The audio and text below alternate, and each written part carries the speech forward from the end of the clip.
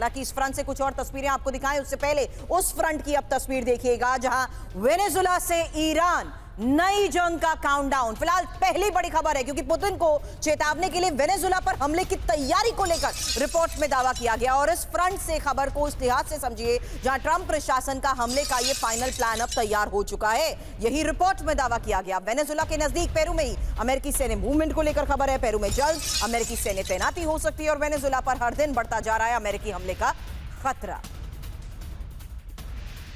तो फिलहाल लगातार बढ़ते खतरे के बीच आज की ये बड़ी खबर है कि अब ट्रंप प्रशासन ने हमले का फाइनल प्लान तैयार कर लिया है और खबर है पुतिन को चेतावनी के लिए वेनेजुला पर हमले की तैयारी। ये रिपोर्ट में एक बड़ा दावा किया गया है। हालांकि इस रिपोर्ट में किए गए दावे के तहत एक और इंफॉर्मेशन अब आपके सामने रखते हैं जहां फिलहाल खबर किस तरीके से सामने आ रही है क्योंकि वेनेजुला पर अमेरिकी हमले के अलर्ट को लेकर एक और खबर है। कैरेबियन सी में यूएसएस जेराल्ड फोर्ड की मूवमेंट और दक्षिण कैरेबियन सी में ही आगे बढ़ रहे यूएसएस जेराल्ड को लेकर एक खबर। F-35 स्क्वाड्रन के साथ अमेरिकी विमान वाहक की तैनाती।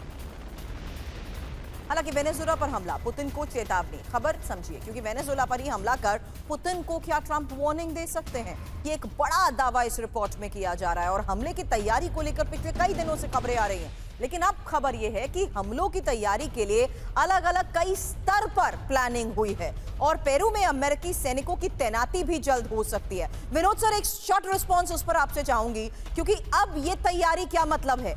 क्या एक और ऐसी स्ट्रैटेजी को अपनाया जा रहा है जहां पेरू में ही अमेरिकी सैनिकों की तैनाती का फैसला और त्रिनिदाद और टोबैगो में अमेरिकी सेना अटैक सिमुलेशन भी कर रही है? अमेरिकी बॉम्बर्स कैरेबियन क्षेत्र में वॉर ड्रिल्स लगातार कर रहे हैं और यूएसएस जेराल्ड फोर्ड फिर से कैरेबियन सी में एक्टिव हो चुका है। 2 F-35 fighter jet squadron ready to attack mode पर बताए जा रहे हैं। 800 टॉमहॉक मिसाइलों के साथ 11 अमेरिकी वॉरशिप भी तैनात बताए जा रहे हैं। Over to you Vinod sir.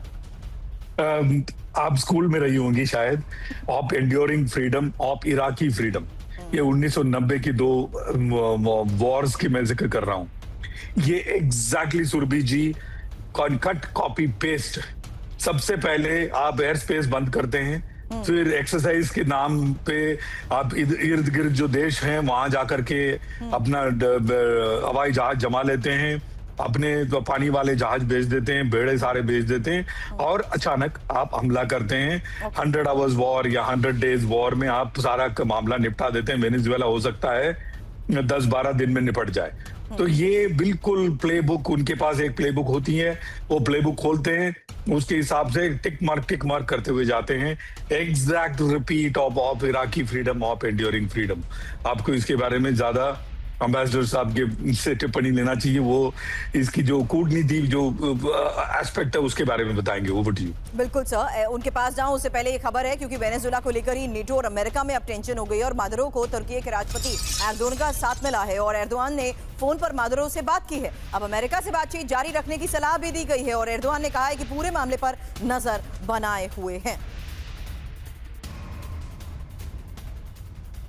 हालांकि एक्सपर्ट के पास जाऊं उससे पहले एक और खबर है क्योंकि वेनेजुला को लेकर चीन और अमेरिका भी आमने सामने आ गए और चीन की अमेरिका को सीधी चेतावनी है। वेनेजुला पर हमला ना करने की वार्निंग दी गई और वेनेजुला एयर स्पेस बंद करने का विरोध भी हुआ है। अमेरिका पर वेनेजुला की संप्रभुता उल्लंघन के आरोप लगाए गए हैं।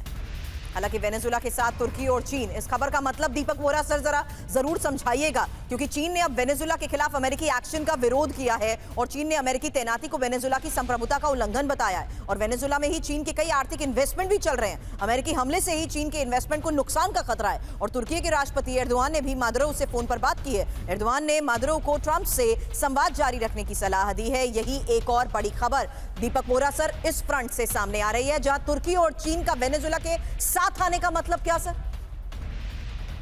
बहुत अहम प्रश्न बेटा आपने पूछा है। इसका जवाब मैं देता हूं डिप्लोमेटिक पर्सपेक्टिव से, मैक्रो जो है पॉइंट ऑफ व्यू से। वेनेजुएला पे आपने हमला कर दिया, बहुत अच्छी बात है।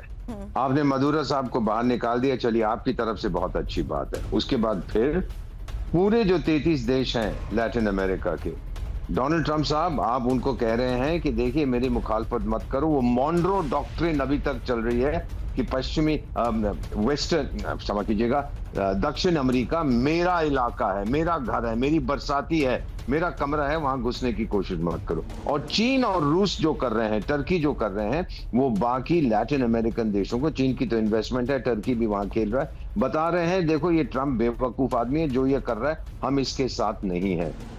आपने जीत लिया वेनेजुएला को, आपने निकाल दिया इस आदमी को, अपने चमचे को बिठा दिया, लेकिन बाकी जो देश हैं फिर वो आपके दुश्मन हो जाएंगे। लॉन्ग टर्म प्लानिंग, जैसे विनोद सर कह रहे थे, अमेरिकी नहीं कर पाते हैं। उनके पास एक चेकलिस्ट होती है, आज ये करेंगे, कल वो करेंगे, परसों ये करेंगे।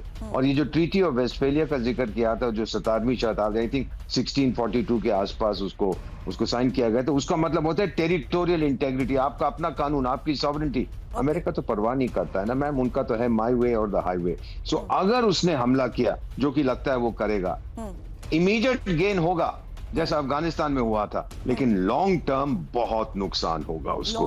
वैसे भी ट्रम्प से कोई मोहब्बत नहीं करता, और मुझे लगता है कि अब ये मोहब्बत नफरत में बदल जाए। Understood sir.